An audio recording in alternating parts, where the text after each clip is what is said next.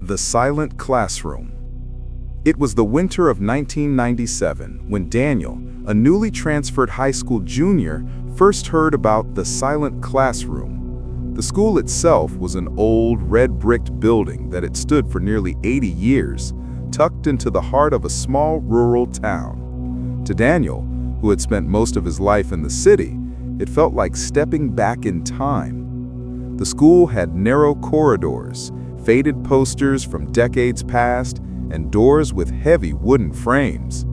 But what caught Daniel's attention most was the third floor, which always seemed quieter than the rest of the building. His homeroom teacher, Mrs. Holloway, was kind but strict. On his first day, she gave him a stern warning. If you ever find yourself on the third floor after 6 p.m., leave immediately. Don't linger. Don't open any doors. Just leave. Daniel laughed it off, assuming it was just a silly local superstition to scare new kids. But over the next few weeks, he began to notice strange things. Whenever he climbed the stairs to the third floor for late evening detention, the air would turn unnaturally cold, even though the school's heating system roared below. The long hallway stretched into darkness, with flickering fluorescent lights and silence so deep it made his ears ring. One evening, as detention dragged past 6 o'clock, Daniel finished cleaning chalkboards and began walking downstairs. That's when he heard it. Children whispering. At first, he thought it was just students fooling around, but the whispers grew clearer, echoing through the empty corridor. Sit down. Don't move. Be quiet. Curiosity overcame him. Against his teacher's warning, Daniel slowly followed the sound to room 3B, a classroom with its door half open. He pushed it, and it creaked loudly. Inside, the air was icy, rows of wooden desks facing a dusty chalkboard.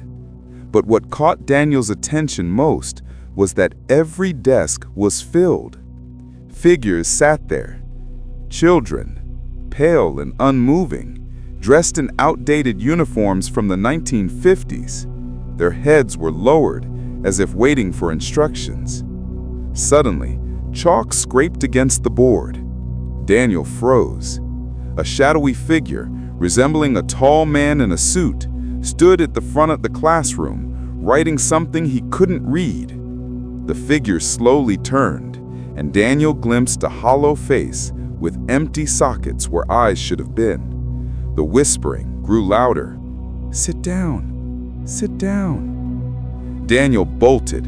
He sprinted down the hallway, the sound of shuffling footsteps chasing behind him. He didn't look back until he burst out of the school's main entrance into the freezing night air.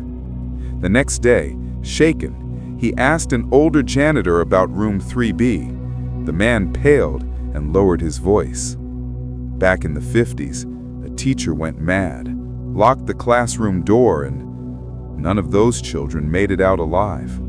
They say he made them stay quiet forever.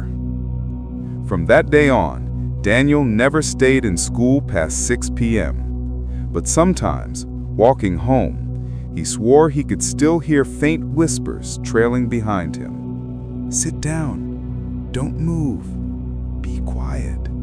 The girl in the bathroom. Every school has a haunted bathroom story.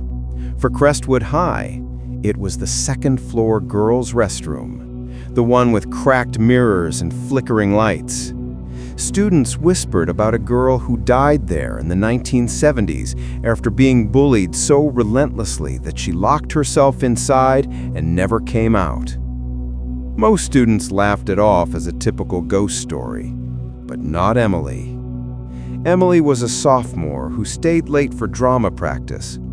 She often passed the second-floor restroom on her way to the theater room. Sometimes she thought she heard faint sobbing inside, but when she peeked in, no one was there. One November evening, her friends dared her to spend 5 minutes alone in the restroom. Emily, determined not to look scared, agreed. At 7:30 p.m., the halls were nearly deserted. She pushed open the bathroom door, and it groaned on its rusty hinges. Inside, the air was damp and smelled faintly of mildew. The flickering fluorescent light buzzed above, casting strange shadows on the cracked tiles. Emily set a timer on her phone and leaned against the sink. At first, nothing happened. She smirked, thinking her friends would be disappointed. But then she heard it. A faint sob. It came from the last stall. Slowly, the sobbing grew louder, turning into ragged breathing. Emily's bravado crumbled. She stepped forward cautiously. "Hello?" she whispered. The sobbing stopped instantly. Silence. Then, a knock. One soft knock from inside the stall. Emily's skin prickled. She backed away, but curiosity pinned her feet to the ground. The stall door creaked open by itself.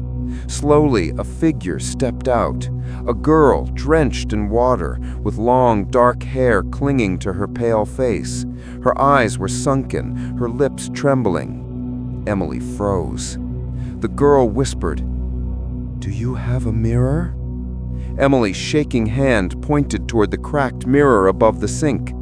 The ghostly girl drifted toward it, but when she looked at her reflection, Emily gasped. There was nothing in the mirror. No girl.